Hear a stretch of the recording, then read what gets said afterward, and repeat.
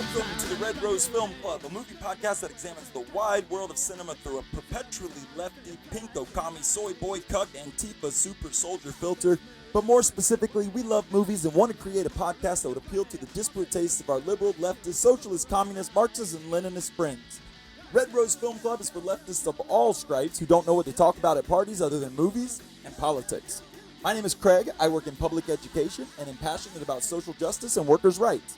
My tastes range, but mostly exist on opposite ends of the highbrow, lowbrow spectrum. And I'm with... Hey, I'm Hal. I use she, they pronouns. I work in higher ed and run a food pantry. Care about food activists, reproductive justice, building a robust social welfare state, and ending the state's domination through the criminal legal system. I'm not a staunch defender of Forrest Gump, but it was the most conservative movie I could think of. It still emotionally moves me for parallelism purposes. And I like movies that are way better than this pile of shit we're about to discuss. Oh.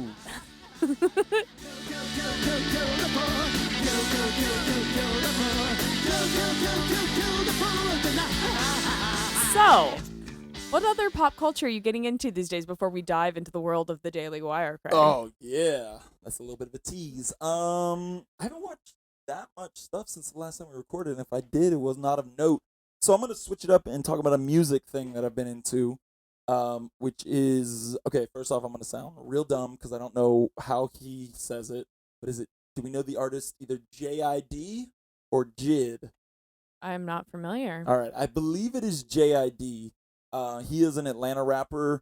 He's been around for a minute, but he has a new album out called The Forever Story, and it is fantastic. If you like Kendrick in the sense that like Kendrick does a lot of odd things with his voice. I do. J.I.D. I do love is that. doing a lot of that in here, just like different kind of cadences, like using his voice in really different ways throughout his flows. And it's just a really cool album. It's awesome. There's been a plethora of like really good hip hop albums this year. Agreed. And, this is one of them. Yeah, J.I.D. The Forever Story. It's really good. Oh, can I ask you, are there some other hip hop albums that you want to put people onto that hell came yeah. out this year? I mean, they're not like obscure or anything. I feel like the Yeah. ones that are my favorite have been some of the other favorite. But it's been a struggle. My number one and number two that's gonna go back and forth, but I really love Denzel Curry's Melt My Eyes, See Your Future. And then the other one is Pusha T's It's Almost Dry. So both of those have been on heavy rotation. And then Kendrick released an album this year, which I really liked, Mr. Morale and the Big Steppers. Do you have any hip hop albums from this year? Yeah, definitely the Pusha T album. Yeah. I love, sorry to bring up Kanye again, but I I love Chipmunk Soul. Like, I love that Just Blaze, era production style. That is my absolute favorite. And there is, like, the production on Dreamin' of the Past. Like, so good. I've worn that song into the ground. Then also, West Side Gun released an album called 10 this year. I got clued into him because he's a wrestling fan. Okay. And it's very apparent on that album. He makes a lot of allusions to wrestlers. Hell yeah. But he also released an individual track earlier in the year, dedicated to a very specific wrestler named Danhausen. Okay. And the production style is elaborate, opulent, layered. And he has a very unique voice that I really love. And then my number one album of the year, not even close, again, wore it into the ground, is Cheat Codes, which is the Danger Mouse and Black Thought album. That was really good. I fucking love it's like tracks like 5 through 9 on that. I just play on repeat. So especially since the end of the year, this should come out right after the year starts. I wanted to, since you're putting me onto an album I hadn't heard of before. I was like, we should chat about that for a second. Oh yeah.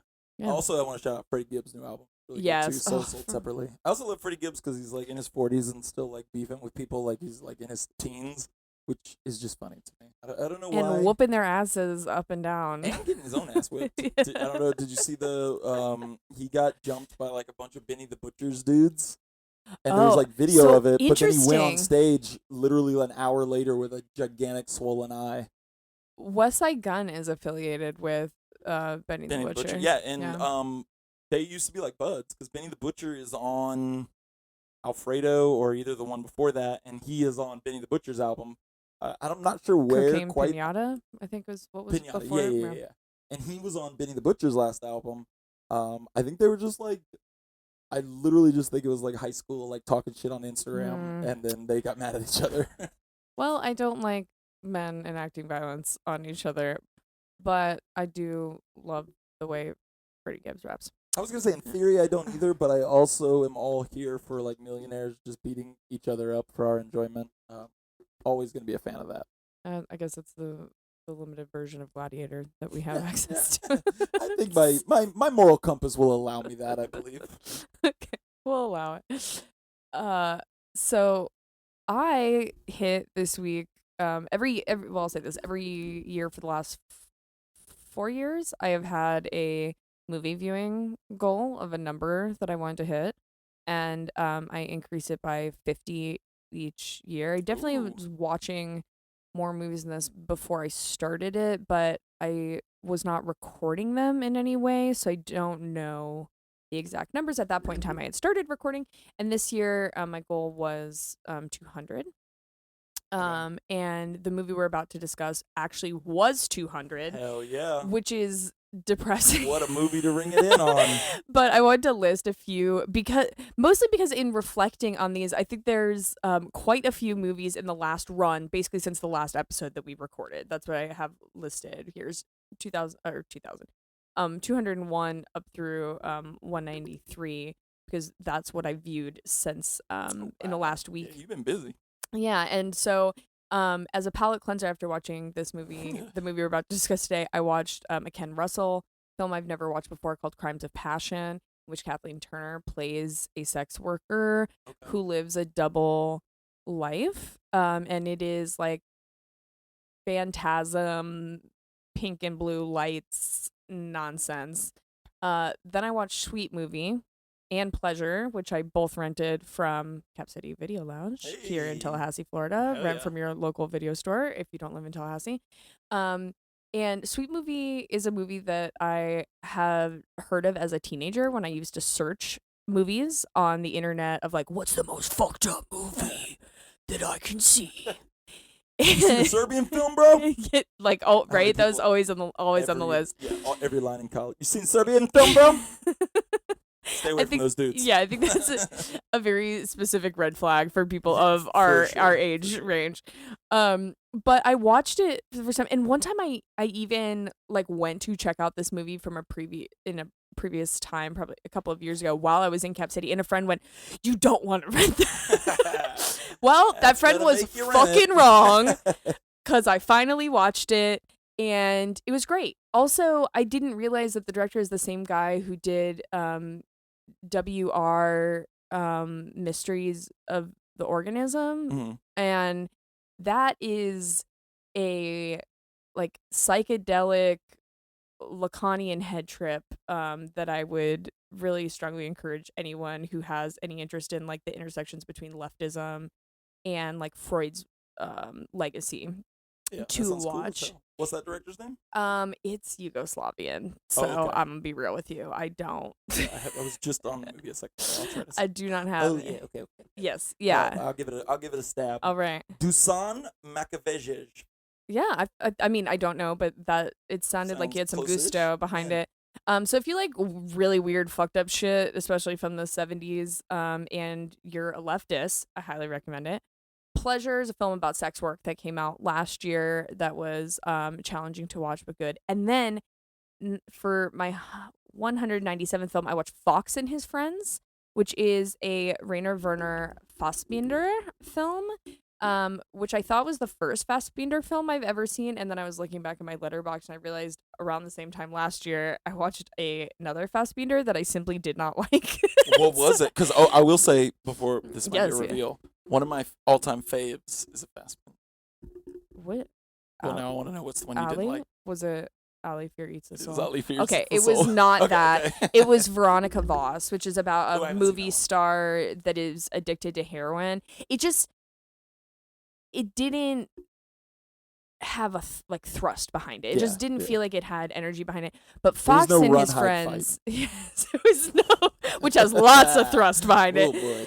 But Fox and His Friends was fucking great. Also, apropos for this film about a member of the proletariat who comes into a bunch of money and then is kind of tangled in the web of rich people. Then for the 196, I watched Black Adam, which was better than I thought it was going to be, but still shite, much like this movie. Okay. Then I watched some other shit in the middle, and then last thing I want to end on is I did see The Fabelmans in theaters.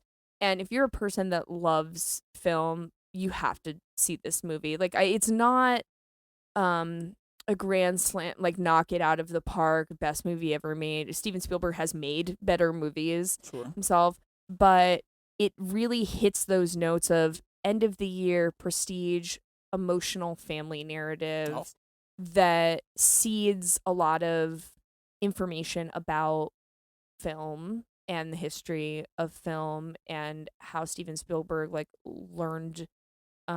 turned his love of depicting the world around him into art that I highly recommend if you love movies. Yeah, I want to see that really bad. But it also made me want to ask you, what's your favorite post-2000s Spielberg movie? I have two. Maybe three. Jesus, well, say yours first. Okay. I love Catch Me If You Can. Yeah, that's I love AI, artificial intelligence. Yeah, I don't even... Did that come out in 2001? Oh, I thought that was in 1999. I think it was a little bit later because that was Kubrick's thing that he was working on, and then he died. And yeah, so I think it was 2000 or 2001. It's 2001. It's 2001. And then Munich.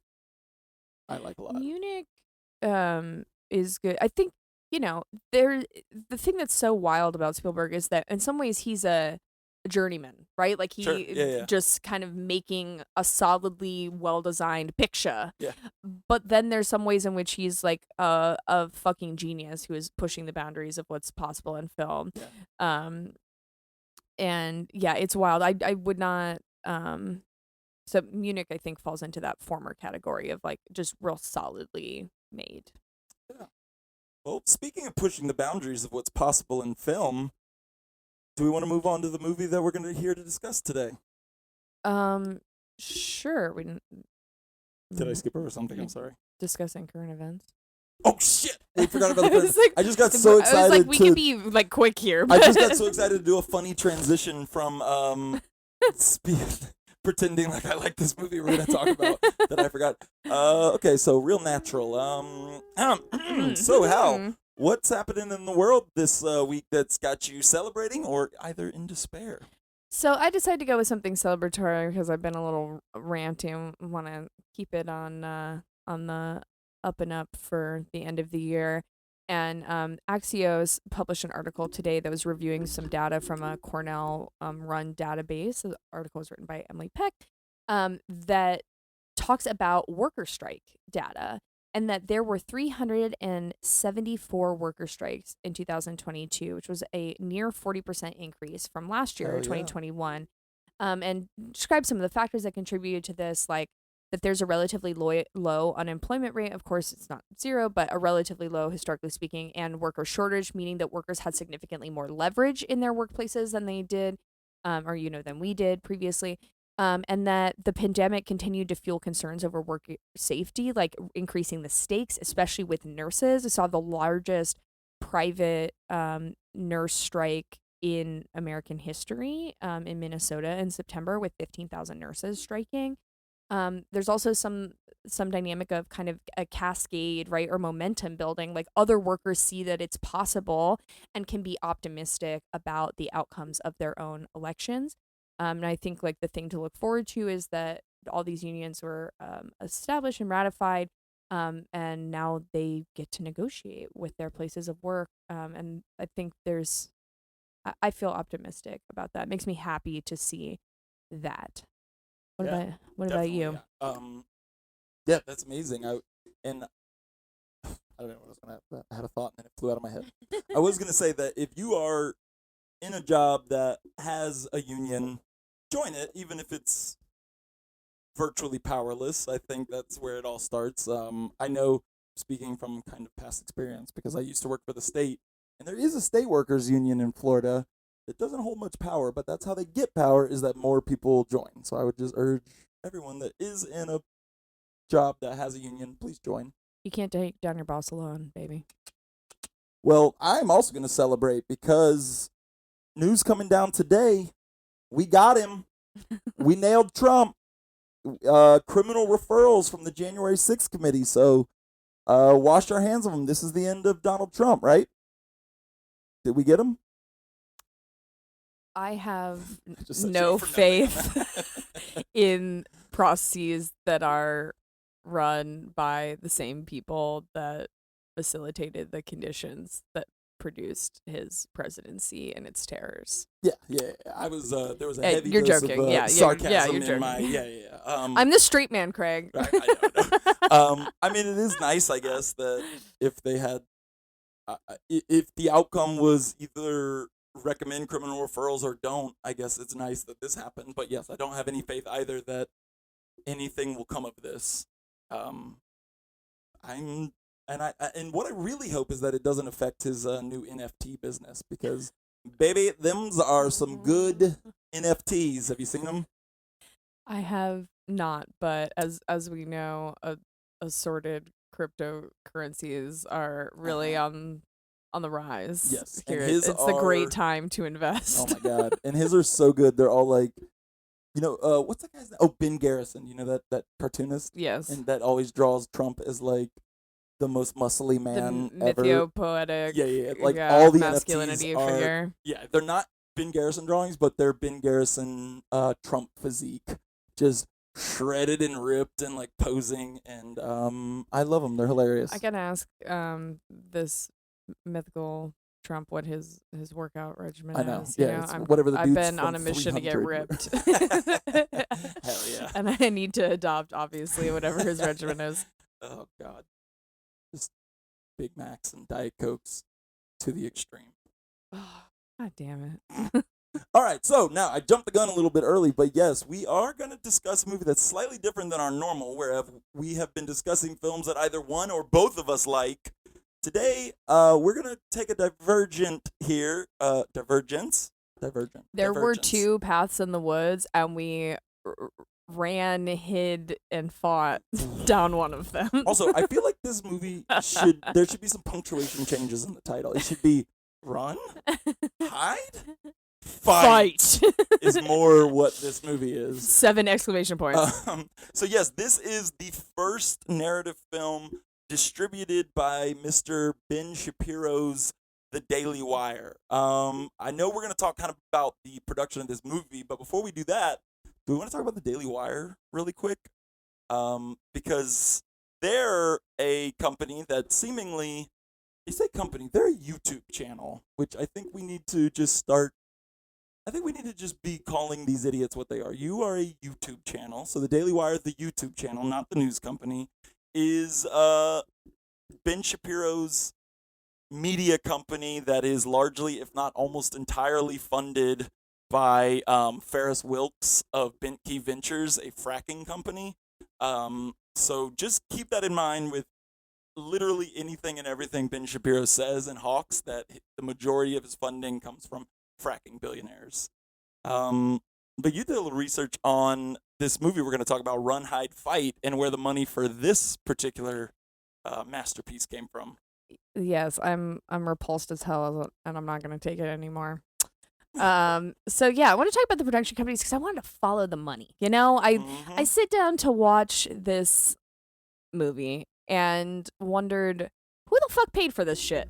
Who paid for this garbage? So the first thing is that, I think as you kind of alluded to, the Daily Wire was not involved in the production at all. So, Craig and I have discussed this a little off mic, but when pre-pod, when we spoiler for the pod, look at other conservative produced films, I think that we may see that it is more siloed and a little less connected to Hollywood than what I'm about to list because of the specific trajectory. So I think that's something a little interesting. I think this movie probably looks a little better in terms of like production qualities than some of the others. But at the beginning of the movie, there are 3 companies listed. right at the front in the credits. There's Red River Entertainment, Media Finance Capital, which, by the way, is the most generic name that a production company could Media possibly Finance have. Capital. It's Money like for money, movie. money, money, right? And Voltage Pictures. So I think there's two big takeaways here from like kind of the investigations I did. The first is that this film is, as I mentioned, closer to Hollywood than you might think. Voltage Pictures, that last company that I listed, is actually relatively mainstream. They produce The Hurt Locker and Dallas Buyers Club, so they have a couple of Oscars under their belt, Golden Globes, stuff like that.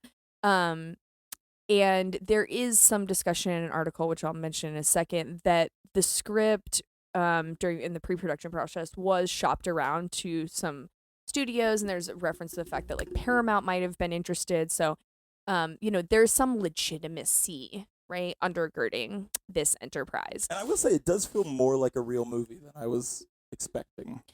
Yeah, there's acts. Right. There's emotional through lines. There's like the connective tissue of what we see at the beginning. There's the parallelism what we see at the beginning happens at the end. I was like, the camera's in focus. The audio is working. I honestly didn't know what to expect from this. There's a set that looks like an actual place. Yeah. So that's the first. My God, is there a set? Because yes, just I the actually one. Oh my God. So in one of the articles I read, which I will say the names of, so we're not being plagiarizers in 1 second, stated that it was filmed in a middle school, like in an abandoned middle school, and at like a motel, for the first floor, for some of the first floor shots. Okay. Yeah. Okay. Now, the second takeaway, aside from this, is a little closer to Hollywood than you might think, is that the quote-unquote populist right-wing company involved in production of this movie collapsed shortly after the movie was made due to a, again, quote-unquote sexual misconduct scandal with one of their central producers. I'll just say, side note, I fucking hate the phrase sexual misconduct. Yeah. It is the most HR sanitized bullshit. He allegedly assaulted a 16-year-old actress and then was sexually harassing crew members on sets, and it's recorded. Movie? No, in the past. It's recorded. Jesus.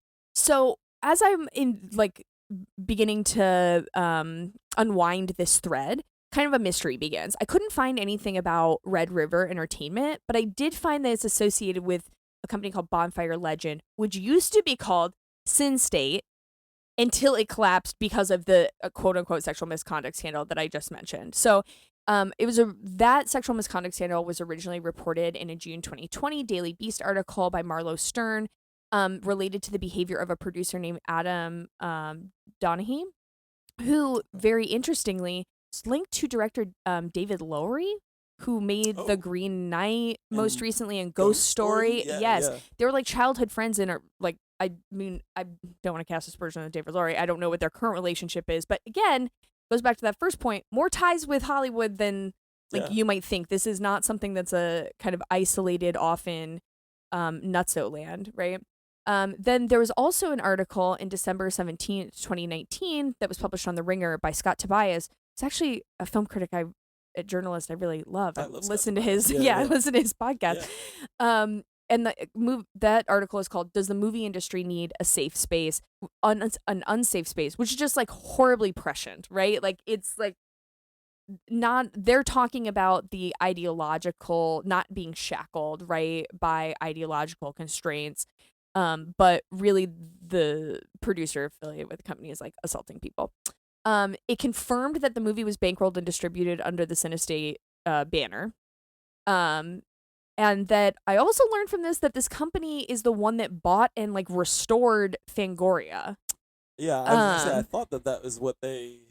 I knew that name before. Yeah. Yeah, they have since sold it since because basically when this scandal happened, when it came out that this man is abusive in multiple forms, the company collapsed. They sold Fangoria, and then the creator like restarted it under a new name.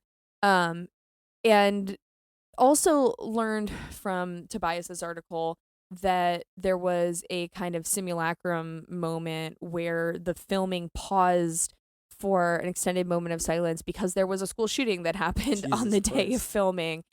And then the last thing I'll kind of close out this section with is that, as I said before, the Daily Wire was not involved in the production, instead picked it up after Venice, where I will say it competed, or it did not compete. It was out of competition. So, it was not like something that was on the slate. Yeah, they had to right? they had to give the other movies a chance. Right. They want to let Run, Hide, Fight, Clean House.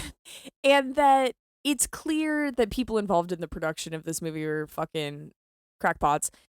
Because there's a Deadline article by Nancy Tarleone from September 10th, 2020, that said that at Venice, when Thomas Jane was asked a question of why discussion of gun violence is difficult in America at a presser, that he said it's because we're pussies. Thomas Jane said that? Yes. Oh, Jesus. And the head of Cinestate, in that same article on Deadline, said that the Daily Wire made a good partner in distributing this movie because they don't ever publish the names of the shooters. They only publish the names of the heroes. So that's a little... Is that even true? I don't know. I would hope that Deadline would not just be like stating, and thankfully I gotta say I'm not well acquainted enough with Daily Wire's written material. Yeah, you should. This is I feel your like role. maybe that could be true because that does seem like kind of the like pointless line, like the pointless like gesture that Daily Wire would do. Would you say that it's virtue signaling? Oh God, it's Listen, I know that's phrase is like no longer in vogue since we have cancel culture and all the other fun stuff. But God, virtue signaling was basically just when you say what you believe in and I don't like it, you're virtue signaling. It's fake. God, fake news. 2015 was fake morals. Was a crazy place. Like 2014, like Gamergate to Trump Ugh. was like just the Wild West of just bizarre weirdos on the internet screaming the dumbest thing you've ever heard. I was also going to say that the Cinestate, I was looking them up while you were telling me about them, and they are heavily involved with S. Craig Zoller. Do you know that guy and his movies? Yeah, he's the guy that made it's like it's essentially their exploitation. They're cool as hell movies that are kind of morally bankrupt almost. Right. Like he did Bone Tomahawk, which is a cool movie, but is basically like, yeah, sometimes like we had to just kill Native Americans because, that's kind of the overall thesis of. And again, some legitimacy because like Kurt Russell is in that movie. Yeah. And he also did Dragged Across Concrete, which is another. Have you seen that? Is that the Mel Gibson? It's the movie Mel Gibson Vince where he Vaughn, plays a cop. Yeah, kind of like Blue Lives Matter style, Ugh. and it is. It's not good. Except that S. Craig Zoller is like, he's talented and it's stylistically like interesting and there's like cool sequences in it. But yeah, it is literally a movie that was like, hey, maybe we should just let the cops do whatever they want and beat up and arrest whoever they want because they're going to get the job done is kind of, if I remember what the general idea of that movie is like, let racist ass Mel Gibson just run nuts in a city with a police badge. Yeah, I love when cinema is physically unsafe. Yeah. God. Yeah, it's the proximity between this drivel and actual Hollywood. Quote unquote actual Hollywood is like razor thin in a way that I didn't anticipate fully. And we'll get to it, but the amount of times I shouted out an actor's name and been like, what? This person is in this? Like, I could not believe. I mean, it wasn't like Brad Pitt, but like just the level of like respectable character actors that just popped up in this. I was shocked by. But yeah, before we get into that, I do want to keep our new segment going of our top threes. This one was kind of a bizarre one. But this movie, and I outlined a few story beats that I feel like are almost like exactly lifted from Die Hard. So I wanted to do a top three Die Hard on a blank movies because we do have, after Die Hard, there were a slate of kind of movies where a good guy, a very defined good guy, in an enclosed space must take out a series of bad guy or guys. So I have my top three. I know you've got one big one you want to talk about. Do we want to do that one first? Because I do love yours. let's end with mine because Okay, I think it's great. a tonal It shift. will be a tonal shift. Mine are a little bit different. So my number 3, Die Hard on a blank, and now I've missed my list. Oh, would be Die Hard in a drug lord tenement house, which is The Raid Redemption. Have you seen The Raid Redemption? I'm not familiar. Part of why I didn't develop a list, I just felt like I did not have enough To draw clay from. to work Yeah, with yeah, to yeah. form the face. You Yeah, feel yeah, me? yeah. But have you seen The Raid Redemption? I have not. Oh, it's great. It's do you know of The Raid Redemption? I do not. It's God, I can't remember the guy's name, but he's like maybe from Sweden or something. Just a white fella is white as snow, but like loves like Asian action movies, and went to Indonesia and with an entirely Asian cast made this movie The Raid Redemption, which is barely a narrative. Essentially, it's just this SWAT team or like special ops team are gonna raid this drug lord's uh this drug lord has commanded a high rise tower and kind of commands it from the top floor, and the whole movie is just this one guy on this SWAT team basically fighting his way level by level up to the drug lord's top floor, and it's like some of the coolest action sequences and fight choreography, and it's just a really cool movie. I really love that one. You have sold me. It's cool. It is really cool. My number 2 would be Die Hard on a bus, and that would be Speed. Jan de Bont's Speed. I feel like, honestly, I think it's good to bring up Jan de Bont because I feel like Run, Hide, Fight is a movie that Jan de Bont would love. He seems like an odd dude with a weird moral compass. I was going to say, do you have any data points? Speed 2 Cruise Control. Fair. Where he's very I don't know, he's just an odd guy. Now I feel like I'm slandering Jan de Bont. I'm sorry, Jan de Bont. If you're listening, and I'm certain you are, I love you and would love for you to come on to this podcast. As I go on to my number 1, which would be Die Hard on a submarine, and that is Steven Seagal in the best Steven Seagal movie, Under Siege. Have you ever seen Under Siege? Definitely not. Oh my god. Okay. Under Siege is legit good. I know you hear Steven Seagal and the rest shuts off, but let me also tell you, you're going to get, for a lot of this movie, you're going to get Steven Seagal in a chef's hat. Okay. Which is great to see. Is he wielding a knife? Yeah, he's doing some knife action. It's Okay. basically like, I'm trying to remember what the bad guys are, but terrorists take over a U.S. submarine, and Steven Seagal like fights his way through. But the lead terrorist is played by Tommy Lee Jones, and he is eating the shit out of the scenery in this movie, and it is a lot of fun. This is a legit Steven Seagal recommendation, not ironic. It's not Seagal. ironic. Yeah, this is back when he was still like in regular movies and not like whatever he's making in like Eastern European countries. Yeah, I was gonna say movies that are have a kinship with this movie. Right, yes. Movies that were born in a similar way. Yeah, and it's also in an era when Steven Seagal was still like physically moving in movies, which if you see a Steven Seagal movie now, it involves a lot of him sitting and a lot of him doing what's his martial art where it's the force that pushes them back. Do you know about this? No. Are you talking about Tai Chi? No. Oh god, I gotta look it up. It's something that he himself has fabricated. No, it does exist, but it is like in martial arts worlds widely regarded as absolute hokum because it is basically like the premise is like you can repel your enemies with just the energy. I definitely repel my enemies with energy, but it doesn't involve hand waving. Okay, it is called Aikido.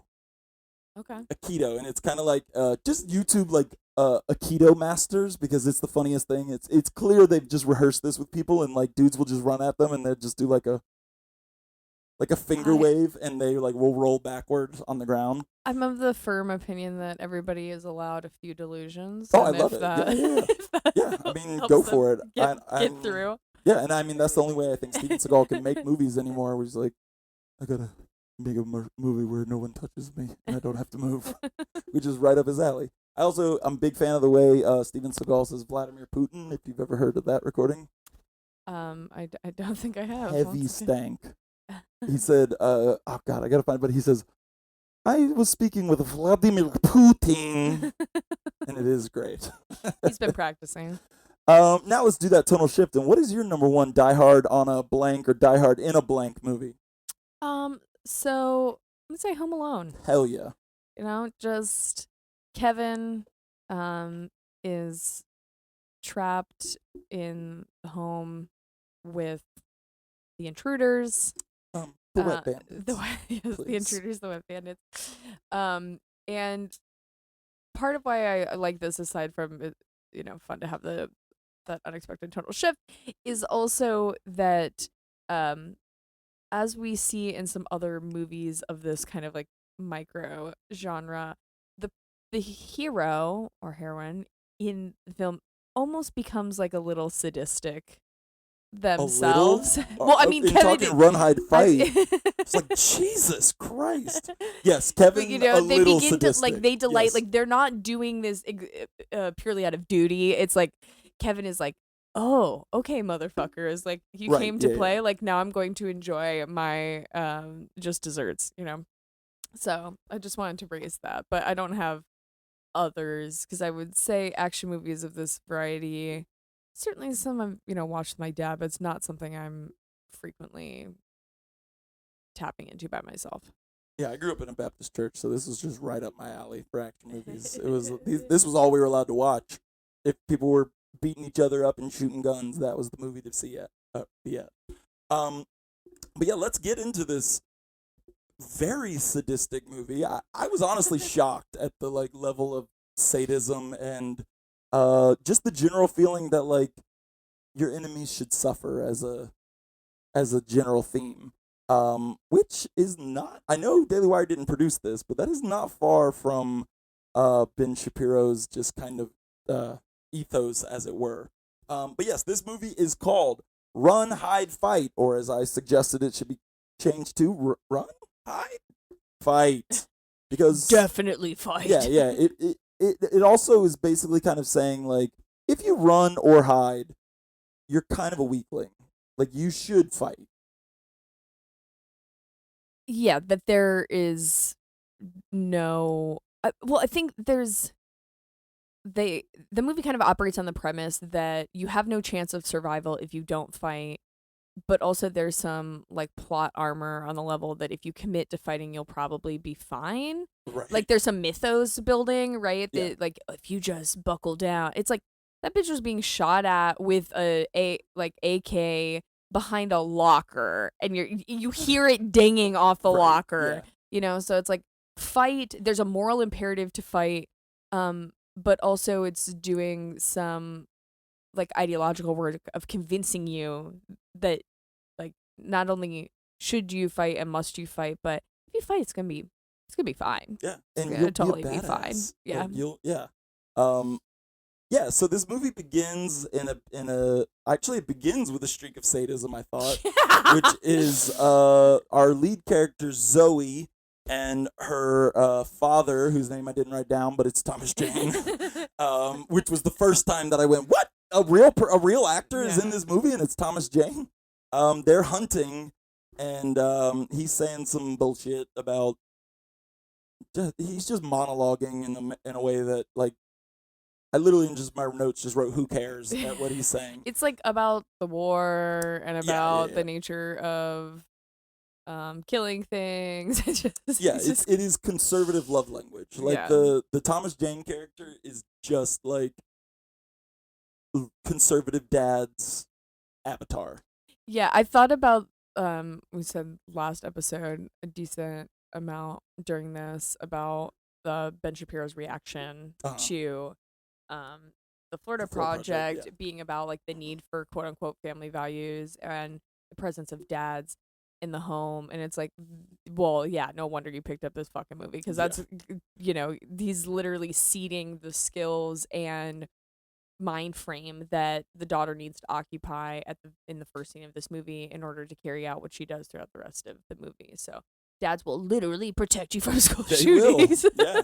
Oh man, when he turned that hat around backwards at the scene, I was know. like, "It's on, bro! With the Let's sniper. get it!" Also, with this opening scene, in some of the articles that I was reading about the background of production, I found a Dallas Observer article from January 28th, 2021, written by Danny Gallagher, where it said it was reported that the filmmakers hired a professional hunter to kill that deer. Wait, they killed a real deer? Yes, and that's why the movie doesn't have the standard disclaimer at the end of like No animals were no hurt. animals were harmed in this, that they enlisted someone to shoot a deer and Yeah. filmed it for the purposes of this.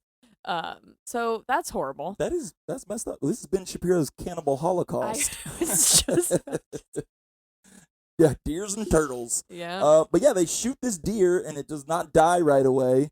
And in the first sign that this movie was going to be crazy, Thomas Jane monologues over the dying deer about how you shouldn't let it suffer. And while they're both holding guns, she picks up a rock and bashes its head in, which was shocking. Yeah, and I'm not sure what we were supposed to make of that, right. except that, and I know it would be easy to say I went back and did this afterwards. You'll have to take my word for it. I was writing down predictions of what was going to happen in this movie, and I was like, that was so stupid. She's going to kill somebody with a rock. Like, that's the only reason that this happened, is that this killing with a rock is going to somehow come back up. I was right, kind of.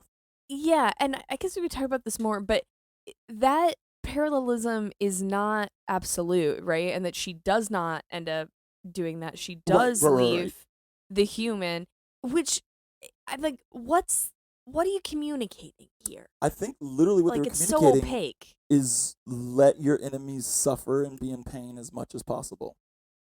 Right. Because that is the reason she kills the deer, is because he was like, it's wrong to let it suffer, so she can't watch it suffer anymore, and hits it with a rock. And then at the end, she doesn't, and she's like gut shot at the dude and just leaves him there and smashes the rock next to his head and is like, now you die, or whatever. So it's literally just, it's just be as cruel as possible. Right. There's no. The movie has moments that we talk about shortly after the scene, the opening scene. There's a scene of the dad and of Thomas Jane and Zoe in the kitchen, Mm-hmm. and he's kind of probing into her deportment, right? Like why she seems relatively depressed, like trying to encourage her to kind of engage. And he's being like, I would say, shockingly empathetic and kind of astute Yeah. for what the rest of this movie is. And it's like in the previous scene, that bitch literally smashed a deer in the head with a rock when Yeah. there was a gun in her hand. Yeah, Like, that it was crazy. Yeah, it's like day and night. It cannot decide like who and what is deserving of empathy consistently in this movie. Right. At all, because we'll get to it, but some of the like moral gymnastics that happen with like the school shooters that get their redemption arcs are so bizarre and weird. I do also want to point out that we do get the first ghost mom scene in the kitchen. Which, okay, full disclosure, there were a few times where I was like, was watching it and then was just like, wait, what just happened? I was just like, oh, the last 2.5 minutes were a wash because it just got so boring. How did the mom die? So it's not explicitly stated, but I assume my note from that first encounter is she's talking to dead mom, ? Cancer due to head wrap. Right. That's exactly what I thought. And then later on in the movie, the head wrap's gone and her hair's there, and she says something like, or someone says something like, the monster that took me, or that killed me, or the monster that. Zoe says it at that part at one point in time says something like your hair's back. So I think it's supposed to be like that she's mentally healing. Okay. the killing reference to the people and monster being that killed teenage her, Rambo. She must have meant just cancer. I think it's just like, cancer. Okay. Yeah. Or but the way you it was know. worded, I was like, wait, was there a serial killer? Because the way it was worded made it seem like she was murdered.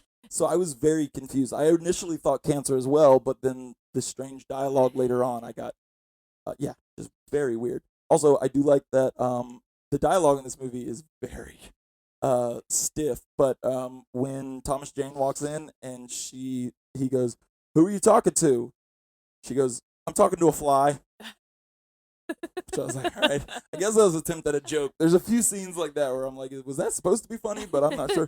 But she just says, I was talking to a fly, and neither of them laugh, and they just move on with the conversation, which, I mean, yeah. Also, Thomas Jane loves that jacket. I don't know what was the deal with that. Why do you get so mad Right, about that? right. It's like, take it off. It's like, it's your It's, and again, in contrast to him being empathetic and understanding that she's still struggling with the grief of Right. mom dying. It's like, is this tough guy dad idea of how you propel your child who's suffering Yeah. to get mentally better, is like removing any coping Well, in mechanisms this that movie, they have? yes. That is what it I is. know, it's psychotic. I literally put, like, in a normal movie, I feel like the arc would have been the dad learning how to like pump the brakes on the military like indoctrination and like meet her where she is, if that makes sense. Like he's like, okay, I want her to be safe, but at the end of the day, she's got to be her own person. That would be like the normal movie. It would be like Thomas Jane's character coming to terms with that. Whereas this movie is like, oh man, you gotta learn how to be hard like your dad. Like your dad is nuts. You should be nuts too, and like be a killing machine. Yeah, but even then, in that same scene, he's like, "You've got that emptiness in your eyes that I've seen from guys who are in the war," and it's like, y- so which is it, my dude? Like, do you want her to be Right. to have like military discipline as a 17-year-old so that she can kill school shooters, or Yeah, right. do you want her to be like have compassion, self-compassion, and heal from grieving mom? It's Yeah. like the approach you're taking is not, they're not compatible with each other. Yeah, and that is also odd that like everybody in this movie, like her mom just died. There's like multiple times where people in the movie are like, "Hey, come on, Are you over are that you?" yet? Yeah, like it's like what? But we do get to meet my favorite character of the movie, Lewis. The friend, yeah. Yeah, I like like Lewis him. a lot. Very confused on the romantic what's going on here because I thought platonic. I thought this was a platonic friendship through and through until we get to that weird bit at the end where they like half profess love to each other. Yeah, I mean, she switches it up pretty quickly Yeah. relative to her reaction to the promposal. I would say in his introduction, I agree. He was my favorite character, the only person that seems to be a real human Yeah. And he's at got hella all. clout on the social medias. Yes, 1,000 on a live stream, baby. but in that like introductory scene when they're driving in the car and the Jeep full of douchebags are like driving them Oh. off the road, Lewis kind of ends that scene being like, I'm always the nice guy who gets pushed off onto the shoulder. Like, I really gotta buck Yeah, up. that's right. And it's like, in the context of the rest of the movie, right, which is about when someone pushes you, push Right. back harder, Uh-huh. is like, there's again, a very weird analogy being made between a woman, again, teenage Ramboing against school shooters versus some bros who are, again, douchebags and rude that are like playing chicken with you on the road. So like in the logic of the movie, should Lewis have shot those men? I Like think so. I think so.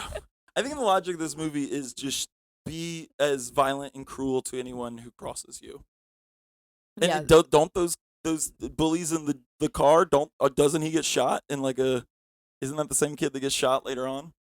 Yeah, one of them is one of the football players that gets shot early on that's kind of holding his cheerleader girlfriend, and they walk up and That's another one of them bizarre walks up thing and that this shoots movie them. does is it does seem to like there are some scenes where like it is almost endorsing the idea that like well of course we shoot this guy. He was the Right. jerk. Like we don't need to feel bad about him. Feel bad about these ones. We're like, yeah, this movie's just awful in the way like it regards children. Like these are kids and this is the part that I think is the most taste. I mean, this whole movie is tasteless. It is an action movie about a school shooting. That is what it is. The whole movie is tasteless, but what I found most tasteless was a lot of the ways they drew from real school shootings. Like basically, the school shooter's plan is almost identical to Columbine. They start a false alarm on the other side of town, draw all the cops out. They have plans for bombs. They have plans for bombs specifically to do it in the place in the cafeteria that's the most crowded at the most crowded time. He literally says, I mean, Tristan, the ringleader of the school shooters, literally says at one point, I think I have it in my notes somewhere, but he's like, I'm going to do the ultimate one. I'm going to do the final one. I'm going to define the genre. It's like, again, well, that's gonna what are we doing here? Yeah, that's going to become a huge problem in this movie, which is what does he want? Right. I don't think that's ever quite defined of like why exactly. Like, obviously, I'm not trying to say that there needs to be a reason for a school shooting to happen, but as a narrative film, your villain should have some sort of motive. Whereas, I'm not sure, is he doing it? Like, he references that maybe he's getting back at, like, he's trying to get back at people that have wronged him. Then he looks like he's doing it for clout online. Right. It's like we say, it's a total grab bag, right? Like it's of anything and everything. And we do see that the other members of the posse, right, have some pretty stereotypical motives that are often ascribed to school shooters, like Kip having been bullied and having this story about middle school, which I want to go back to. Joey Ramone. That's the only. I had Joey Ramone, Buzz from Home Alone, lead guy, punk rock girl. Yeah. That is how they are in my notes. Yeah, Joey Ramone. Joey Ramone. His name is Kip. You know, he's like the bully motive, and then Chris, who is the Buzz from Home Alone, and the sister whose name I don't remember. Yeah, me either. Have like psychotic, like actual psychotic hallucination, right? That is discussed. That would have been an interesting thing to do. Is what if we could see her ghost? Now, let's rewrite this movie where the brother. Yes, I want to see ghost moms the ghost mom face off. They should have a ghost mom that fights Zoe's ghost mom. That would have been great. God, that reminds me. It's like there's a movie, that is a face off. I think it's on Shudder. That's a face off between the girl from The Ring and the girl from The Grudge. Wait, like literally those characters? Yes. Okay. And I have not watched it because my understanding is they actually do battle for very little part of the movie. Like it's kind of much more like just the Grudge movie or the Ring movie for most of it, and then they like come together. But you know, I'm just saying that is it meant to be like serious or is it supposed to be funny? I believe it's serious. Either way, I'm down. So I'm just saying that there's one, precedent, and two, opportunity to riff. Hell yeah. You know, with the ghost mom idea. But yeah, it's like they are so the thing I just kept thinking about when Tristan was on screen and talking was like someone recently watched The Joker or like kind of reinterpretation of a teenage version of The Comedian from Watchmen, where it's like, you know, he literally says like, "You're the punchline, buddy." Right. At some point. Yes.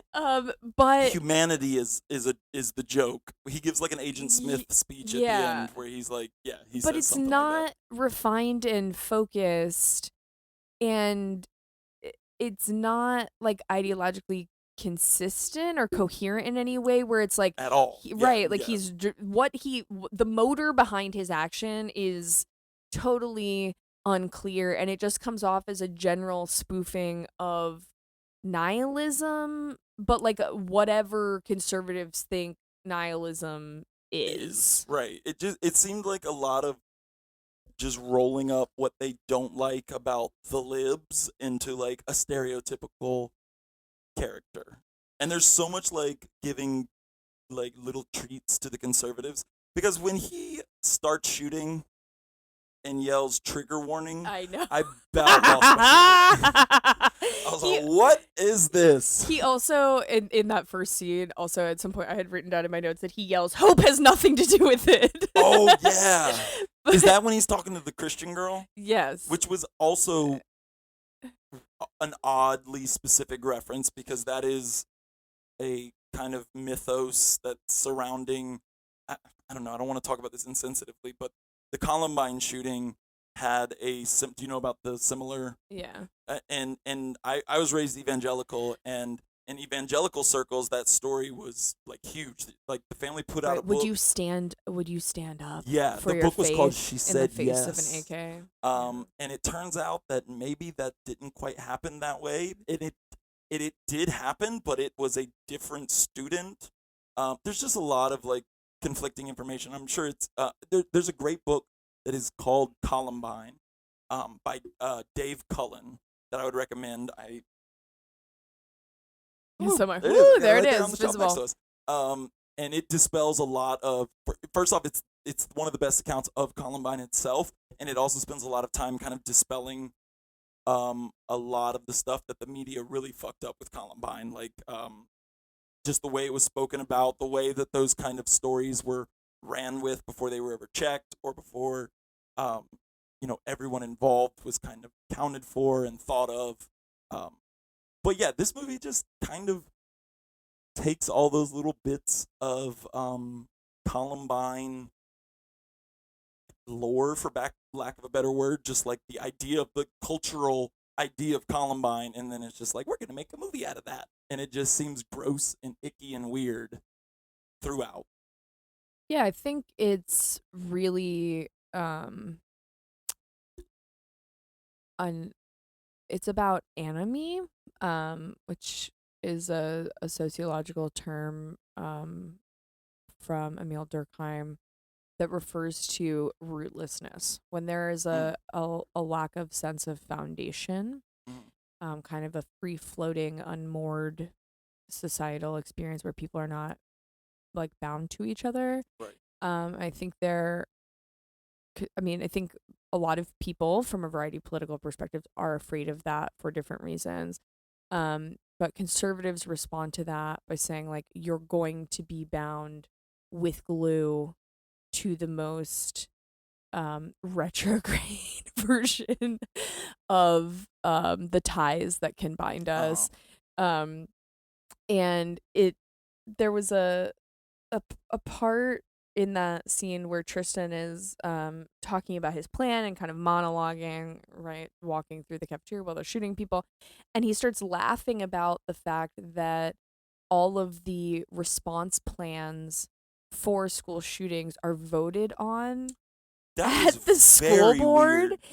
and it revealed that because obviously it's said by the school shooter who is the antagonist in the movie, but from the perspective of the filmmakers, it just reveals that like really anti-democratic, Yeah, atomized, like the idea that there should be a democratic process for addressing this. It's like, no, as individuals, we just have to have guns and take them exactly. down. Yeah, Like, there yeah, yeah. cannot be any collective action tied to this at all. And it's so, they talk about, these motherfucking bitches talk about the Enlightenment all the time and how we need to return to the Enlightenment. But Right. what they're Yeah. doing is fundamentally anti-Enlightenment and incredibly atavistic by being this, like, made up primal idea of how humans should respond um to violence and threat. Yeah. Yeah. It is weird. There are a few things I want to note before the like school shooting segment starts, which is it's senior prank day, and there are a list of senior pranks, and one I cannot for the life of me figure out what the prank is. Let me go with okay. First off, we got the classics because whoever wrote this like pictured a school from like the 1940s, where we got bras on the flagpole, an all-time fave. Do you know how expensive bras are? Like, no one who Right? is Who's going to yeah? agree to give their $60 Right. lacy underwire bra. And then we got filled teachers lounge with balloons and slip and slide in the auditorium, and we these screenwriters prove to be geniuses. We do get Chekhov's balloons and Chekhov's slip and slide because they do come back later in the third act. The balloon scene was one of my favorites. Like, I thought that Oh that yeah, was actually some pretty smart filmmaking to introduce a style of fighting or constraints to fighting that I haven't seen before. Uh-huh. I did read in the Scott Tobias The Ringer article that I mentioned earlier that it was like a disaster for production, that they just described that it was Oh my God, extremely yeah. hard to execute, and that initially they filled up the room with way too many And balloons. just couldn't And function. because there's no one's actually firing a gun, right? I mean, Right, who yeah. knows on this set? Who Oh knows? my God, they probably were. But no one's actually firing a gun, so the balloons like aren't popping at the rate that they need to Right. make their movement visible. And that it took 9 takes of them refilling that Jesus room over Christ. and over again, which I thought was pretty funny. That is funny. But the one senior prank I'm still trying to figure it out is they said it's senior prank day. This'll happen. This'll happen. The swim captain will have Thai food delivered to class. I was like, that sounds I don't. delicious. What is? Yeah, like was it? I did not get that at all. Was it that like and then they'll have diarrhea in the swimming pool later? That is kind of where my brain went. I was like, but that doesn't make any sense because how would that be a good prank for him if he's the swim captain? Maybe it's just like general disruption. I guess just the idea of like, Is it a I'm lot getting of Thai food? Yeah, it was like I'm ordering Thai food. I maxed out my parents' credit cards by ordering Thai I could food. not for the life of me figure out how that was supposed to be a prank. I do just want to give the writers like a modicum of credit in that I do think having the senior prank day align with this occurring does produce some interesting narrative tension that otherwise the film is lacking. Like it's pretty right. It's like pretty straightforward, but having a little bit of disruption of she can't just go to every classroom and be like, okay, we got to get out of here. Like her Right. hero's journey is not a straight line. Because there is this goofiness. Yeah, that did kind of make me sad in a weird way, though. Like when she was going to all the classrooms and they were like, "Is this a joke?" Because we live in America in 2022, and if a student runs and says there's a shooting, no one would think that was a joke. I don't feel like I agree. I just think like again in a steaming shit sandwich, this was like a fruit cup on the side. Yeah. You know. Yeah. There is one thing that legit made me laugh in this section of the movie, What? which is it's also Zoe's also mad because of all the promposals that are happening. I don't really remember why she's mad at that.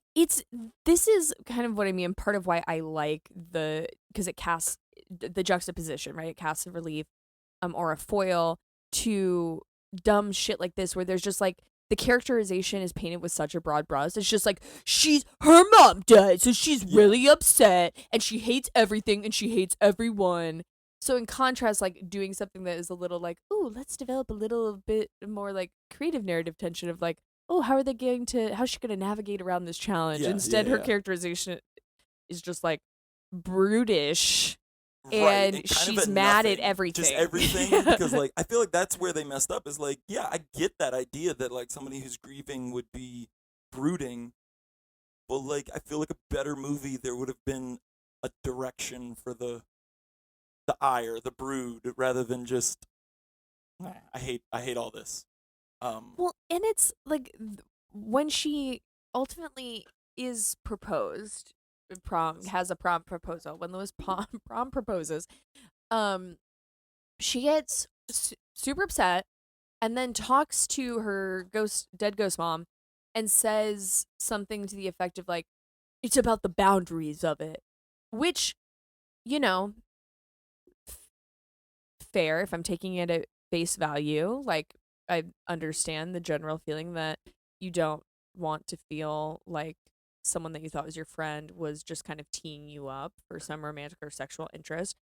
But the way it's stated and what we know about the people associated with making this, that is not something that they would say seriously. Like it would be said in jest. So having their character, like the hero, the protagonist, respond in that way, we should think that the overall arc for her there is like, no, she's wrong, and she does end up connecting with him romantically and kowtowing. Is like, what are we doing? Yeah, it was like, oh, you once you're better, you'll realize that you need to accept his right. Like proposal or it's whatever. like it's silly to talk about boundaries or have them. Yeah, yeah. What? But the part that made me laugh is when the theater kid comes in and promposes by saying, "Fair maiden, will you accompany me to the promenade?" I laughed out loud at that. Huzzah! Oh I yeah, loved that because as someone that loves Red fairs and Uh-huh. shit, those motherfuckers yeah. do be yelling huzzah a lot. That was a lived in experience. So yes, that was on point. That was clued in. Can I also note I missed it here when I meant to say it earlier, but I have another prediction that I got right. And when I got it right, Okay. I got so stoked. I was sitting there with my wife and I screamed like she jumped. But I early on in my notes I said I bet Thomas Jane talks to Ghost Mom too. I wrote it down, and when he says it at the end, I hollered. Oh yeah, I mean the man was talking about a 1,000-eyed stare, but has Yeah. a 3,000 yard stare. I You will know? say one of the predictions I got wrong was, oh god, where did it go? It was really stupid, but I got so excited.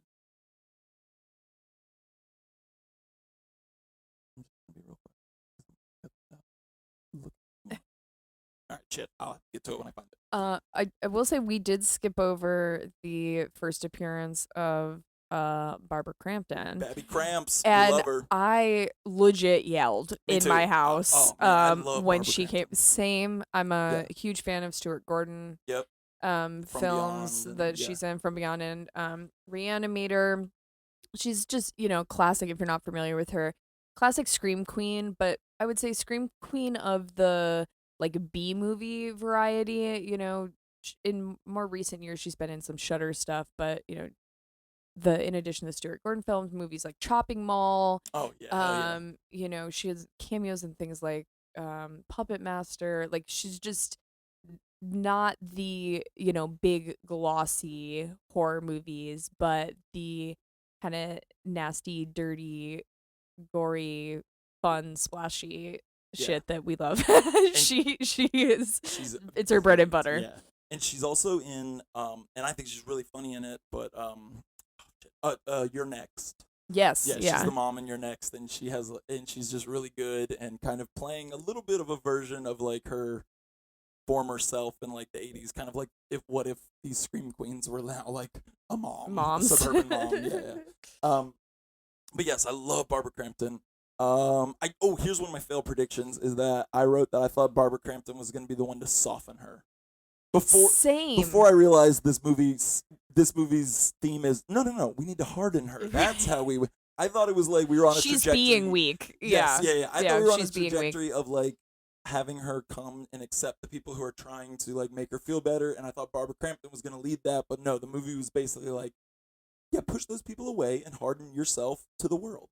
Well, and there's something very explicitly fascist about it because right, like as fascists are about action, right? They're about doing. We see this especially market of like the young male like fascist groups from the mid 20th century and that have unfortunately grown in their ferocity as of late. But that you don't sit and think and ponder and feel like you have distance from your emotions and you fucking smack people down. And so I think there's something, yeah, her emotional trajectory or like lack thereof, that hardening is like there are fascist tones to it. Oh, for sure. Yeah, they're You know? all like conservatives have like one hero archetype, and it's like the strong, stoic, quiet ass kicker, and that is the only way to be like a man or to be tough or to be hard is just like, yeah. They never show them after. You notice? After the like. Yeah, like how you live How do you live with emotionally after all this? How you living with it? Hey, well, I have the easy solution, and that is real men and tough guys don't even think about that kind of stuff. Yeah, they've got it cut out. Yeah, you smash a deer's head in, and you never think twice. There's also, this brings up something that kind of kept coming up for me while watching this movie, which is that I think there's been a lot of discussion among film critics, podcast, et cetera, people that care a lot about film, about how horror movies in our current era are kind of trapped in this like trauma zone, like that all these films are like Uh-huh. actually about trauma, and that's kind of the mode that they're communicating in right now because of our social conditions and the material context in which they're placed. And I think this movie is very interesting in that it is about trauma, but it's about trauma in like the opposite way that like Midsommar is, Yeah, yeah, right? Like, you know, less about healing and more about like hardening. I don't even. It's just yeah, or there's just no emotional like I think there's just no core to it. space for it, Yeah, right? yeah, Like right, it is exactly. a problem. Like Yes, to trauma have is a feeling, right? problem. Having feelings is a problem that is solved through action. Though I will say the one kind of little blip that's outside of this is that the language used by Dead Mom is very therapeutic. Like I mean that in the sense that it's mirroring therapy language. Yeah, yeah. And that is like a little bit of an aberration for me. That again, this movie is just like it does not it's a fucking shitty ass mosaic of the weirdest Like, impulses that conservatives have. yeah, yeah, yeah. Every character in this says something completely opposite of what they've said 3 minutes early. Like yeah, nobody believes anything in this movie. Um, so yeah, we get a little day in the life at school. I did have another failed prediction where I was like, oh, they're gonna make booby traps out of those hydrogen balloons, and that did not That's what I happen. thought too. Why I the got fuck did so they show bummed. I that? know. I was like, oh, this is definitely got to come back, and then nothing. Yeah, I thought she was gonna explode the shit out of I that know. room. But no, instead, there is an ACAB moment where she just sends a truck bomb out towards the cops. Or I was like, okay, cool. Oh, I want to talk about that. The way this movie handles The police police, yeah, is fascinating. because it is critical of 100%. Oh yeah, don't rely on the cops. The cops make poor decisions. They're not strategic. They're not heroes. I mean, I think it's something that we see a lot from American conservatives of that those internal contradictions which are resolved by nature of the fact that it's I should have liberty and no one else should. Yeah, yeah, Right? Because it's like that resolves the contradiction of I want to fund cops and want to militarize Right. them and make sure that they have better equipment and that they're through the 1099 program getting better, crazier, more wild equipment from the military, and all of this shit. But also, I would not trust them to save me in a fight. And it's like because they're not expecting themselves to be policed. yeah, You know? 100%. And I had a very sobering moment watching this. I was watching with my wife, and I was like, man, these are the worst cops. Like, they reported this like 30 minutes ago, and they're not even in the building. are you And my about to wife bring just up- goes, Uvalde. And I was like, oh, Yeah, God. I wrote that and circled that in my notes because this came out before. Before Uvalde, yeah. Yes, yeah. before. Which is another interesting layer, because now I feel like they could have made this movie post Uvalde, because I feel like the conservative, it's got to be about something other than the guns. And Uvalde, there was such an easy, like, there was a conservative pivot towards blaming the law enforcement, rightfully blaming the law enforcement after Uvalde. And conservatives weren't afraid to do that because it diverted from guns. But it's so bizarre that this did come out before Uvalde. Yeah, so weird. Yeah. But and sobering and depressing and everything else. Right. Well, something that feels I think is supposed to be from the filmmaker's perspective a little absurd, right? Like I think they're not I think the way they are framing that is not totally casting the cops in like a cartoonish light, Yeah. right? Like we do see that Treat Williams Hell coordinates with I know what a long way from hair to this. Yeah. Um, he coordinates with Zoe to help get people escape. Like they're not totally useless fucking pieces of shit. Yeah, not standing outside of the door while children are being killed. Right. God, that So- video that came out from Uvalde is just. All right. So I saw it once, but I won't watch it again. But it's just so maddening. yeah. So I think it's like again it goes to these like deeper ideas about who is to be policed and that you can't rely on anyone, you can't rely on the state. But it's really wild how kind of predictive it was. Yeah, big time. So yeah, we get kind of a day in the life before shit really starts going down, and their plan is to just crash a van into the side of the cafeteria, which I don't know. That seemed like a kind of wild way to start your crime spree.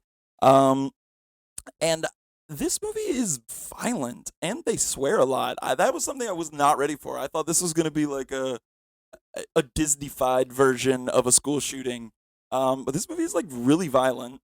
Um, and we get these four school shooters that come out. Try as we might, I don't think we're ever going to figure out exactly why they're doing this, other than they're mad and humanity is a joke.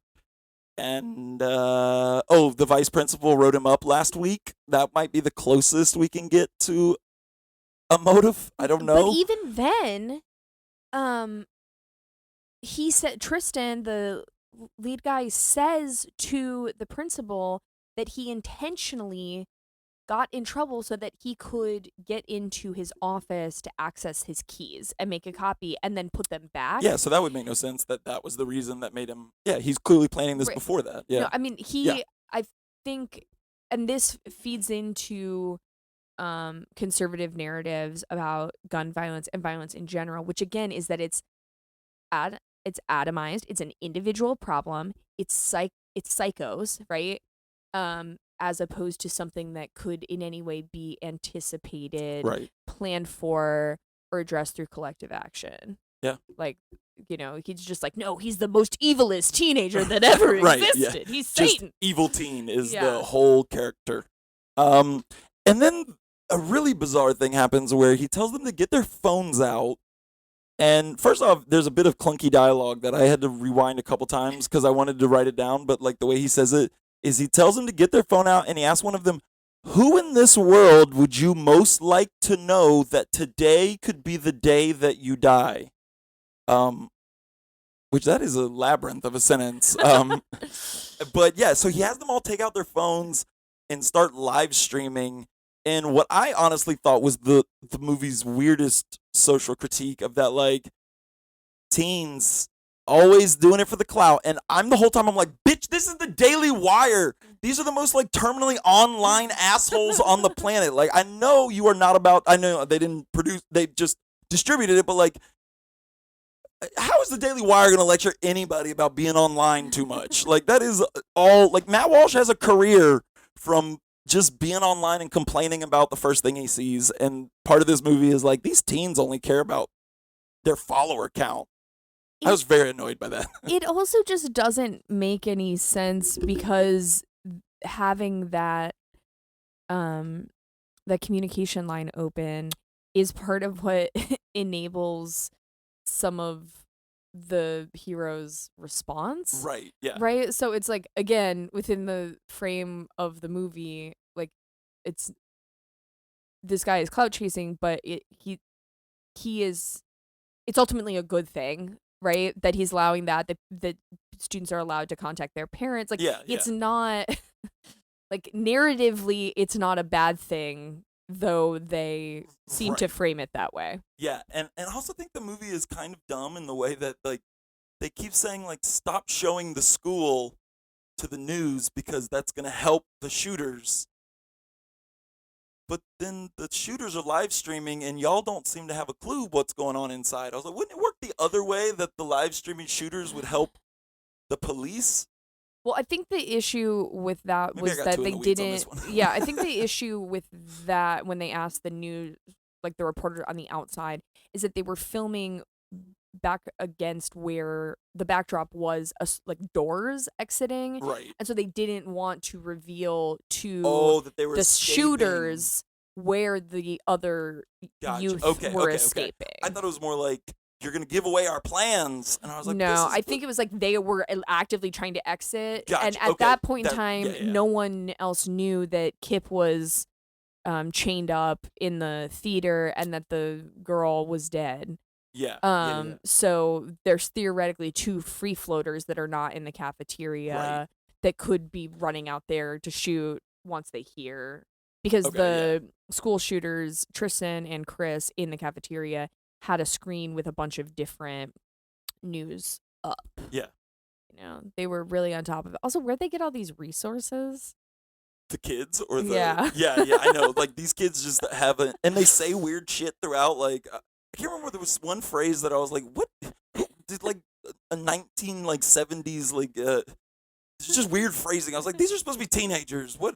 Yes, they have way too many resources. They are way too like written by a 40-year-old man on cocaine. The like allegedly, I don't know who wrote this. Allegedly. Yeah, let's see. Actually, oh, it was by the director. The director wrote Oh, a classic Kyle Rankin production. it. Yeah. Did I get that name right? Did I Mhm. remember it?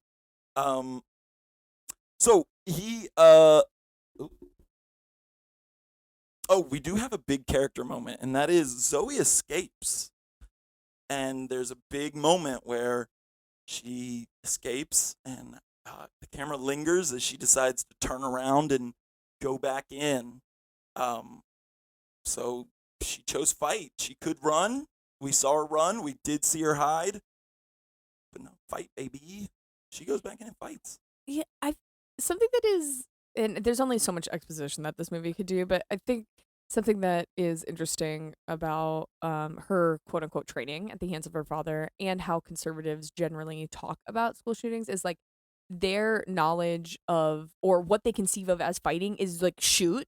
Like there's no information given to us that would suggest that this 17-year-old is particularly strategic, Right. Yeah. is aware of hand-to-hand combat, is adept with a knife, like anything else that might be useful in making strategic decisions in this context. Just that she can bash a deer's head in with a rock and use she can do a that. rifle. Yeah. And I think like I see that with conservatives too, where these guys are like, I'm gonna protect my home, Yeah. and it's like, okay, but if someone who was even kind of talented Right, with their yeah. fists came in, you would like not be prepared. That's a part of the like mythos of the like good guy with the gun that like conservatives Right. all imagine themselves But as the gun the is good like guy the with skill almost itself. Right, like right. it supplants all other skill. You just have to have the gun and Right. and of course because you have a gun the skill is Then you there. win. Yeah.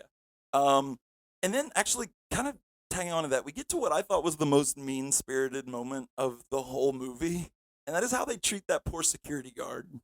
I know. Not just the characters, but the movie The itself. movie itself, he's like sniveling, he's pissing himself, and he's on the before ground. That, Kip, is that his name? Yeah. Goes, oh look, they pay him $12 an hour and don't even give him a gun. Like first off, they like debase him, like make fun of him to his face.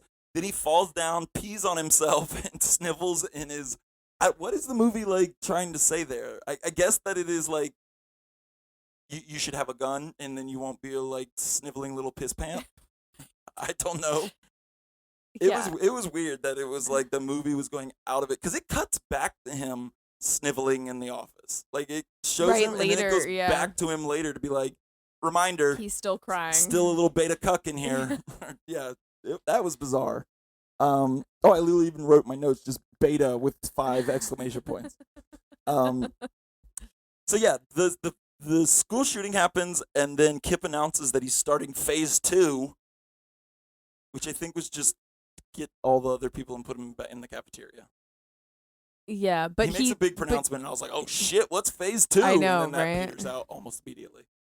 And then there's like a weird reference to Hitler and eugenics just in the movie. Yes, I thought read that too. Again, it's like, are they like all school shooters are Nazis? Yeah, But ultimately, Tristan makes reference to Operation T4, yeah, but then does not shoot the person who he is labeling as disabled Right. because of a previous gunshot that they already received. So it's like, again, what are we you doing? saying? What are we doing Yes, yeah, so weird.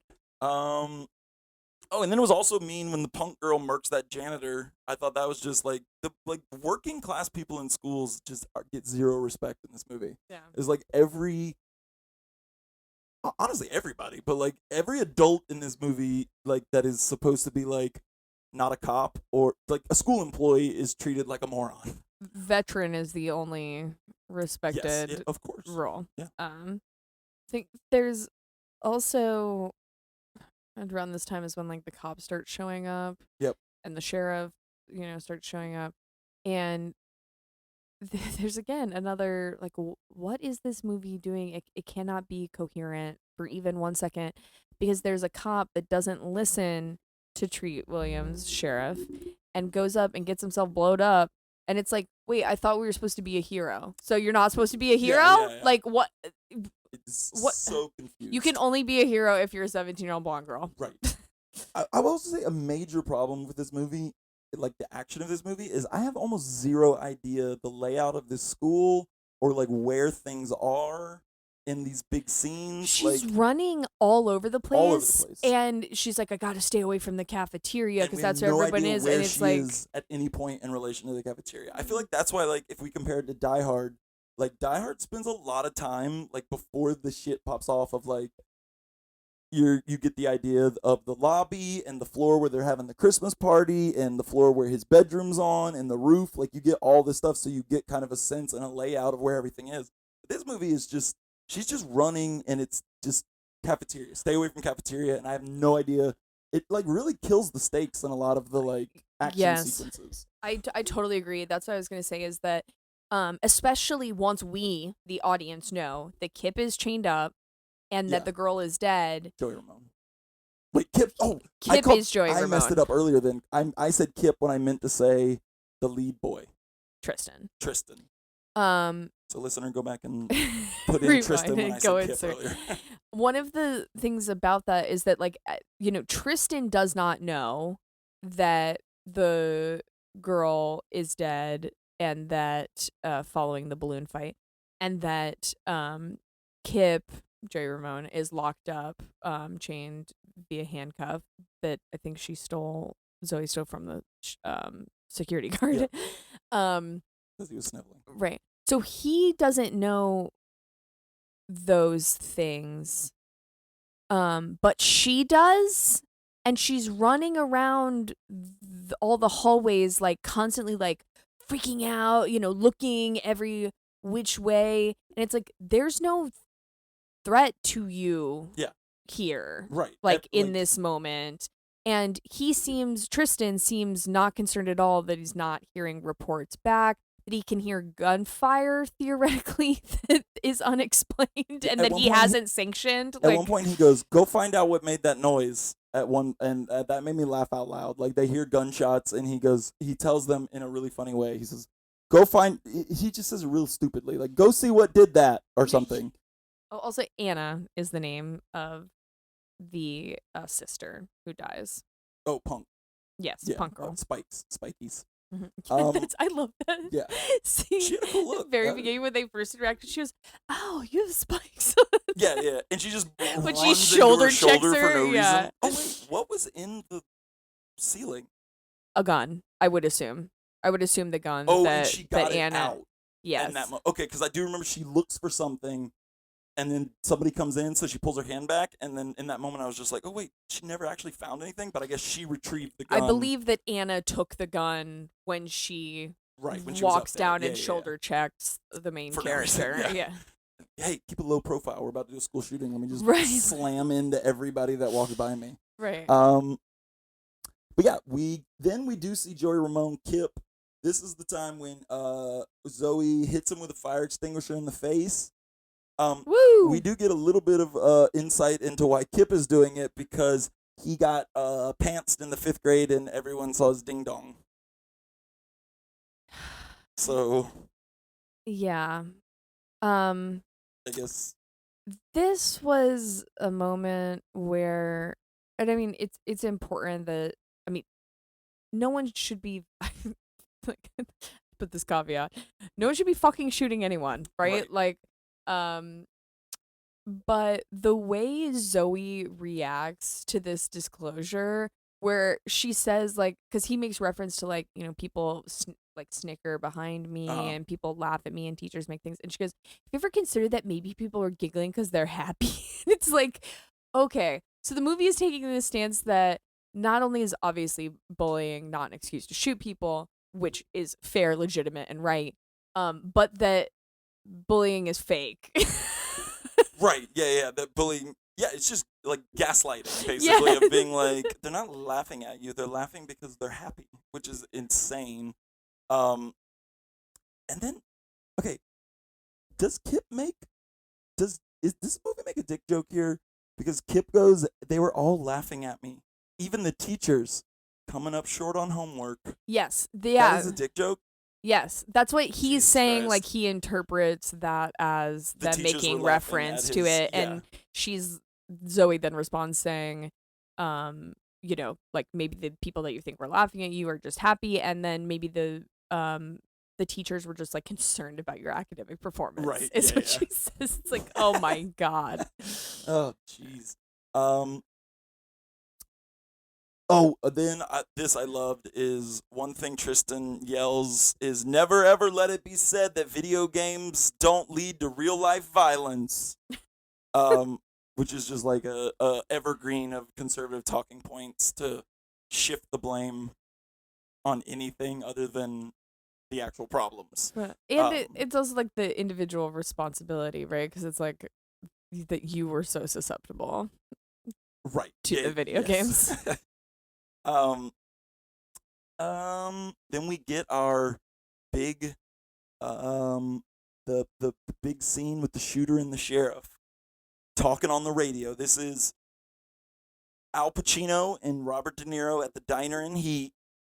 We have our confrontation, and this is where we got your favorite little line about humanity as a punchline or whatever. Yes.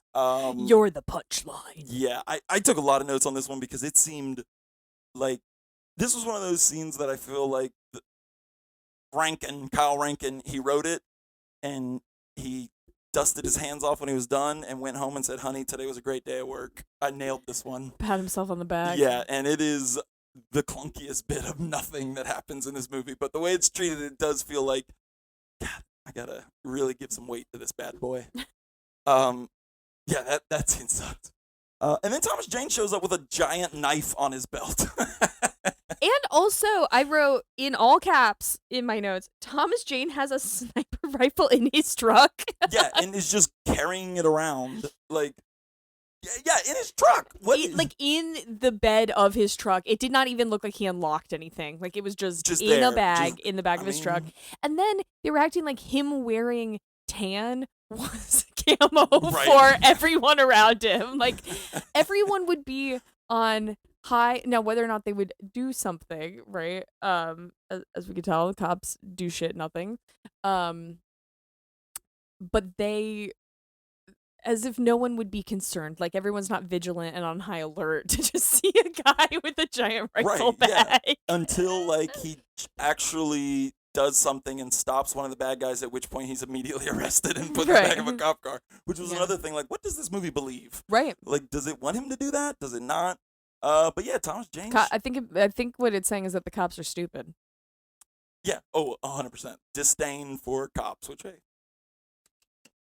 I will say there's something that happened in the scene or two before where we are that I just want to bring up because it made me laugh out loud. And it was when Zoe, after she kills Anna, she yells, "I did that, you bitch." And like screams it. Yeah. And I was like, once again, as we've said kind of repeatedly throughout this, this movie is more vulgar than I anticipated it being because of who made it and who ultimately distributed it. Yeah. And just like, I don't know, that's just like a child's writing of a like intense scene. To not be like, have no emotional weight to it, just be like, I got you, bitch! Yeah. Like, what? So stupid. Well, it's like, especially, since the movie has like Barbara Crampton, I'm like, there's shades of this movie that I think if they were pushed could be kind of Campy, fun, schlocky, yeah. campy B movie, and instead it's about how the traditional, quote unquote, traditional values of having an alive father in your home who trains you how to hunt will save you from school shootings because cops won't. Hey, you said it. Also, I like this girl that plays Zoe. I think she outfits herself well in this movie. She's terrible at limp acting. That running around with that limp was crazy. That was the craziest. I hated that. It made me very upset. She gets shot through the thick ass meat of her thigh. Yeah, and she's running and like they she stuck runs a 2x4 for like down her 45 pant leg. minutes. Yeah. It is outrageous, and it makes it so clear. Like, I don't know that there's anyone that could do that, right? Proceed to do climbing through windows, helping people escape, shooting people, like thinking coherently during that time period. But definitely isn't going to be a fucking 17-year-old. Right, yeah. Okay? I do think that was part of, I think there are some very obvious like story beats lifted from Die Hard.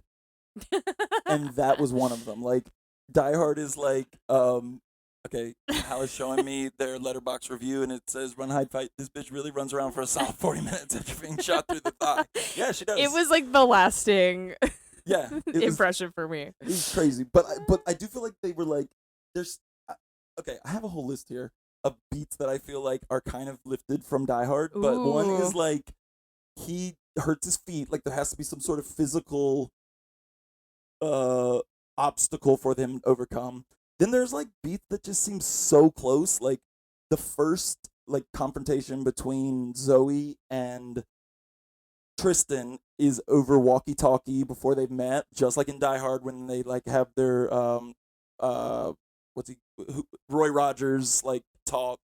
There's a brother character in Die Hard that gets killed that sends the other one into like an emotional spiral of like and like thinking irrationally.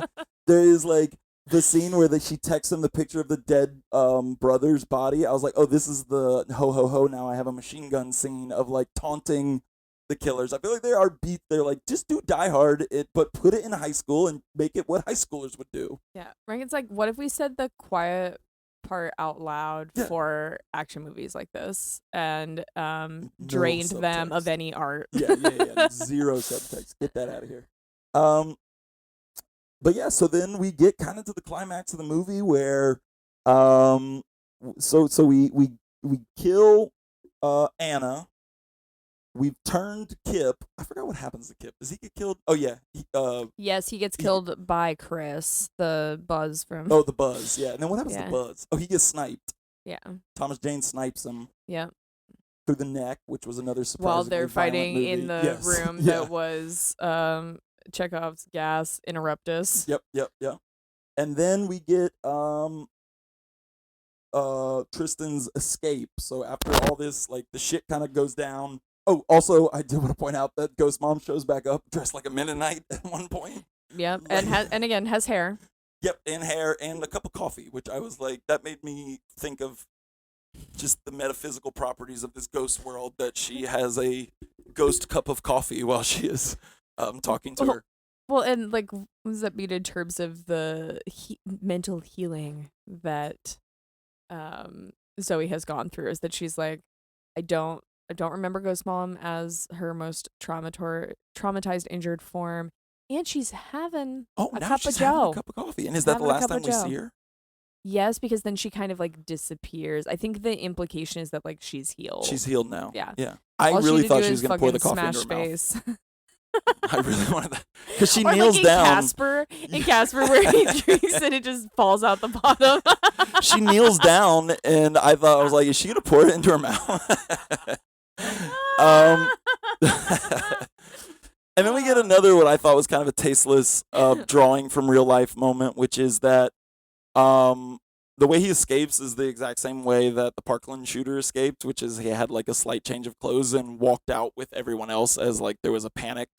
And took one of the other students that was in the cafeteria, gave him a bucket with a bomb in it, and told him to walk in the other direction. Yeah. So they initially believed that. Yeah.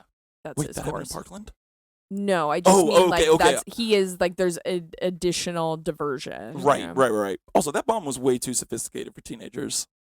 Everything, there were so many things. Again, they had like that screen that they were watching 4 different news streams on. Oh yeah, and one of them was broadcasting their FaceTime conversation. I was like, how did the news get this?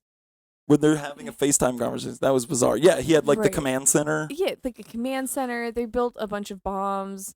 Like where? Tell me more. Yeah, please. Let's get a prequel to this movie of these idiots Them planning, blowing their fingers off, Smoking, trying right? to yeah. Smoking weed in a hut in a shed. And then we do get the scene where she goes and talks to Thomas Jane in the back of the cop car, and he says, "I talked to Mom too." Yeah. And she goes, I wrote it down. Hold on. She goes, "Damn it."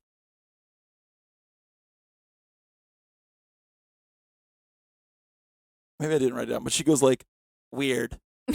Is like her response. She's, "I talk to Mom sometimes too," and she goes, "That's odd," or something like Well, that. now my trauma is healed, so I have no emotions. Right, I thought that was gonna be like a moment of like healing, of like bonding for the two of them, Right. and no, that would be collective. that would be, yeah. You got He does say, Thomas Jane in that scene says to her, "You gave me purpose in life," and it's like to engineer a tiny super soldier that Yeah. is now going to have to be a mercenary in some backwater because she has no ability to connect with her emotions and is hyper violent. yeah. Have you think of I just think of Badass or Kick Ass? Sorry, Jesus Christ, Kick Ass. Oh, The comic Nick books Cage, and movies. the Nick Cage character. Yeah. Yeah, Not exactly. Just like training the little What's his girls. name? Bat Daddy. Yeah. Something like that. I don't love Kick-Ass, but I really like Nick Cage in that movie. I just love Nick Cage and everything. Like, I just love Nick Cage as a person, as an oddity, as an actor. I agree with you. I agree. I have not revisited. I liked the comic books a lot when I was in college. And I liked the movies then too, but looking back, I feel like there's some real baked in misogyny Yeah. there. I mean, just the idea of Hit Girl itself, I feel is slightly. Well, and also the main dude's like relationship to his girlfriend Yeah. is like, She's like kind of almost a nuisance to him or an obstacle. I think it's he's just like hateful towards her. Oh, maybe I'm not remembering this right then. I can't remember. Is what I recall, but yeah, I think generally my point was like that when you train a small child in acts of violence, like it is bad. Yeah. It's not good consequences. But going off of your parallel there, like Kick-Ass had something to say about that. Right. Whereas this movie was like, it's what you got to do. Raise them right. It's our only option. It's Yeah. literal only option. We can't have any policy prescriptions. Right. We can't change anything structurally. We can't introduce mental health care. We can't talk about trauma. We can't, think of some approach outside of violence enacted by the state. Not just kill them. Exactly. And she does. She, rather than tell all the millions of cops that are around, she gets that big ass sniper rifle and follows Tristan through the woods and shoots him, and then has that deer moment where she picks up the rock. And at first I thought she missed, and I was like, what? Hold on. And then, no, man, it was deeper than that. She didn't miss because she's not going to give him mercy like the deer. She's going to let him suffer, which is messed up. Like, I know he's a school shooter and everything, but it does seem like this movie values suffering. Yes, I think it definitely values suffering. It values, in a sadistic way, it values the suffering of other people, and in a like masochistic way, it views enduring suffering yourself as a moral good. Also to say, after she shoots him and they like arrest her and handcuff her, whatever, and she's in the like paddy wagon, she still once again has a fucking bullet in her thigh. Yeah. And is like getting up and moving around. And also, all these motherfuckers have been watching the street. Like, I don't want to ascribe like good judgment to cops because fuck who's cops. in charge here? But like, what is going on? Like, what's the chain of command? She's a blonde white woman girl that has a bullet in her thigh. Like, you can tell me that you're not going to take her to the hospital, Right. that you're going to let her languish in the back of a paddy wagon? That's nuts. One thing I want to point out when we're talking about this movie's like cruelty streak is just tying it back to Ben Shapiro. Which do you know his like? Do you remember the article he wrote in the early 2000s about the Iraq War? No, So I'm pretty blissfully unaware of a lot of Ben Shapiro. what's that like? Shit. So okay, full disclosure and like full fairness, he has since said that he is wrong, but I mean, he said that honestly. I don't see a lot of change in his rhetoric, but I did pull up the like one paragraph here, the opening paragraph, I believe, from this article he wrote. Just the kind of idea of like what Ben Shapiro, the person who put money behind this movie, his views towards like cruelty in general. He said, This is published on July 25th, 2002. So this is the lead up to the war in Iraq, and we've already been in Afghanistan.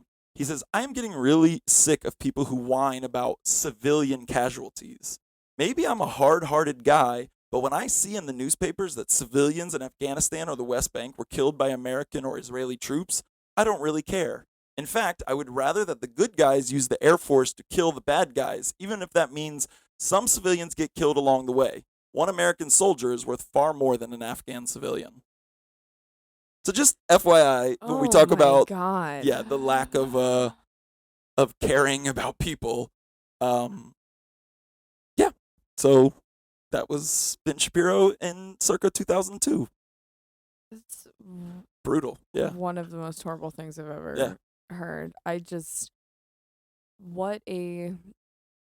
This is part and parcel of conservative ideology, right? That and as part of that also fascist ideology, that there are inherently good and inherently bad people, and that um there is a clear mechanism for differentiating between those two categories of people, and that the best way of resolving the fact that the quote unquote bad people exist is to fucking murder them.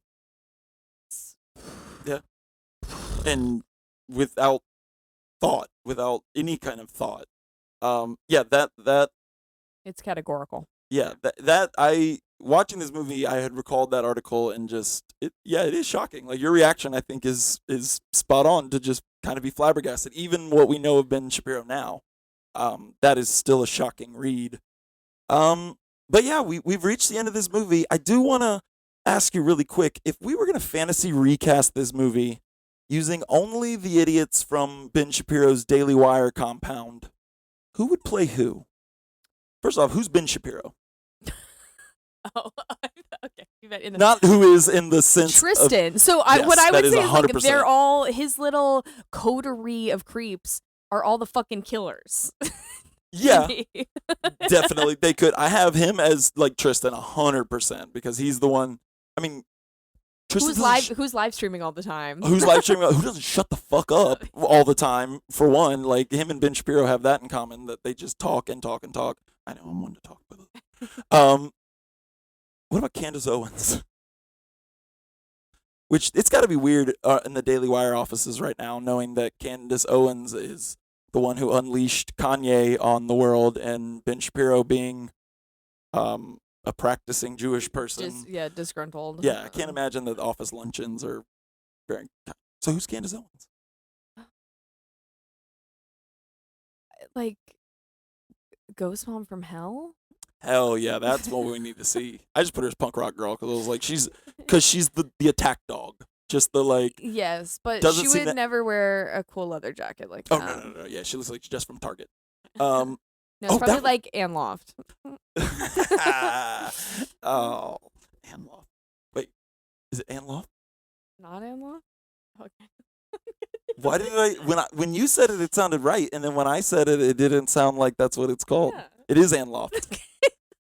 Why did it sound wrong? Literally, I said it again, and it sounds wrong. Yeah, I mean, it's also just called Loft. Loft. Ann Loft. Now you say it. What? Say Ann Loft. Oh, wait. No, there's Loft, and then there's Ann Taylor. That is exactly. Is it the same? It's the same. It's the same. Okay. It was Loft was. Please cut this out. No, this is important. We need to get to the bottom of this. It's really not that important, but Loft originally, Ann Taylor Loft, was established in 1996 as an extension of the original Ann Taylor brand. So, we were essentially both right. And this is important stuff. This is what people are listening to this for, is to figure out the difference between 90s and 2000s mall clothing stores. With overpriced sweaters. Now this is an interesting one. Who's Matt Walsh? You know Matt Walsh? Yeah. The Yes. awful dude that made. We're not watching that one, by the way. What is a Woman? That is a Daily Wire film, but we're not watching that one. Fuck that. It's just me having an aneurysm Yeah, for an I hour know and a that half one would be the podcast. would be too much. I think Thomas Jane. He's Thomas Jane. that is what I put. Man, we are knocking it out of the park It's his here. fucking dad bullshit. Yeah, it's Like, yes, exactly. He loves to fucking talking about traditional values and masculinity and the role of the dad in the home. And even though that bitch, I guarantee, could not like shoot a fucking deer if it was standing still 3 feet in front of him, I think that's the best what clicks into place for him. This is great. We've matched almost tit for tat here. Okay, so I asked you earlier, and you didn't know Michael Knowles. No, maybe I did previously, but my brain has chosen to eject that information for more valuable. Yeah, information. and you're right. He is the least. He's the least charismatic of any of them. He's somehow also the dumbest. Like he's just routinely. Wow. Yeah, he's routinely getting owned and never realizes it. So, I feel like based on what you've described, he's Chris, the buzzed. He head should guy. be. I said Barbara Crampton. I just there's like a Michael Knowles is also funny because he is even more than Matt Walsh like performing masculinity all the time and is not at all like there's a podcast. It's man, I'm trying to think what is the one. Oh, I've mentioned it before on the podcast, but I listen to a podcast called Knowledge Fight, and the point that they always make about these guys is all the ones that subscribe to this hard rule of masculinity are the first ones. Like they never meet their own standards of what masculinity is. Right. Like it's always just funny to hear Ben Shapiro talk about traditional masculinity, and it's like, dude, you've seen yourself, right? I'm not trying to put him in like use this as a pejorative, but like the dudes that are always complaining about traditional masculinity never fall into the boxes. And Michael Knowles is that. He's like just a dork who complains about like masculinity and like kind of quasi threatens to beat people up, but then in other episodes of his YouTube episodes, he'll be like, my wife and I were looking at Melania's elegant dress last night, and he'll just go on about like Melania and elegance, and he's the weirdest dude on the Daily Wire, which is a hard title. They need the framework to enforce the social configuration that they want, but they don't care about it actually applying to them. Yeah. Right? Like they just need other people to be beholden. Right. Yeah. It's the I mean, that's the thing for everything. The rules exist, but not for me. Right. Like they are for me to use, not to be applied to. It's not hypocrisy, it's by design. And then just for fun, because he's done a thing here and there, Adam Carolla is slightly attached to the Daily Wire world. Who's he in this movie if we recast it? Ooh. I know I want him to be. I not because he necessarily embodies the role well, but because I do think it would be funny to have him be kind of bumbling cop, like he could be the sheriff. That is where my head went too. But then when I thought Adam Carolla as the ghost mom, that I'm just sold on that.